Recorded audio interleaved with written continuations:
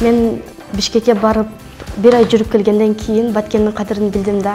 Өзүм жериме келгенден кийин туулган жердин топурагы алтын деген ошол сөздөр бардыгы мындай маанисини баркына түшүндүм.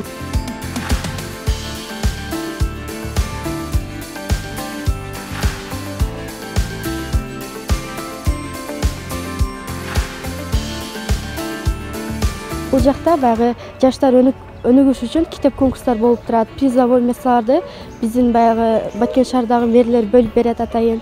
Мындай жаштарга стимул болот да, мотивация болот.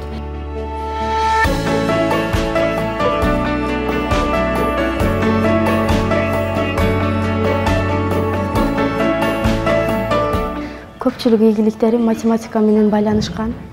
Негизи эле мага жеңген жагат да, ошон үчүн мен математиканы тандадым.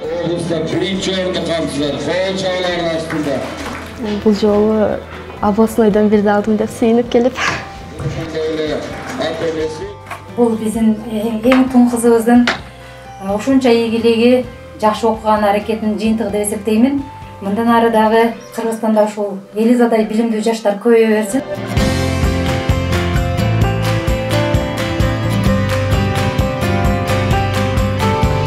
Келечекте буйруса Баткенди өнүктүрөйүн деген оюм бар.